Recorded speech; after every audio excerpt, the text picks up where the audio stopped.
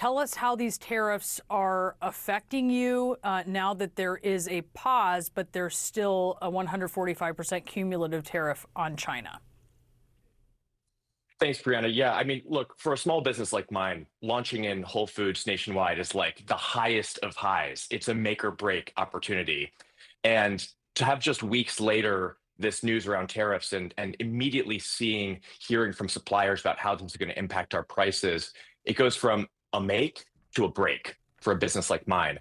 So it's been quite a tumultuous month. And even with the 90-day pause, I mean, the reciprocal tariffs are paused, but for a small business, it's one thing for big businesses, the big businesses that were mentioned, Apple and the others, that they're complaining. If they're complaining, it's 100 times worse for small businesses. We can't fly in 6 plane loads of iPhones to beat the tariffs. We can't actually even raise prices because, we're already, think about the small businesses you support, it's all subscale production. So we're already priced on the high end of the set. So it's a very, very challenging situation for us.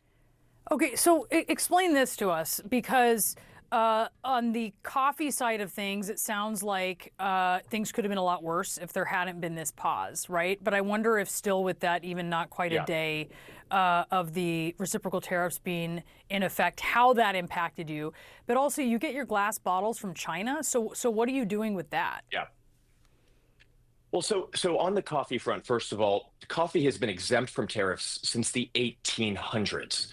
So even a 10% tariff is a new development for us, and it's definitely better than for example, Vietnam. Vietnam is the second largest producer of coffee in the world. They were facing, I think, 46% tariffs. So for my peers in the industry who runs some amazing Vietnamese coffee brands, I'm glad for them that that's been held back. But across the board, whether it's glass bottles or coffee, the 90-day period is it's a good initial step, I guess, but it doesn't really give enough time for small businesses to make the adjustments we need. Ultimately, China is not the only place to make glass bottles or to buy glass bottles, but I don't have the widespread capabilities in the supply chain to immediately move my procurement of those products to a different place.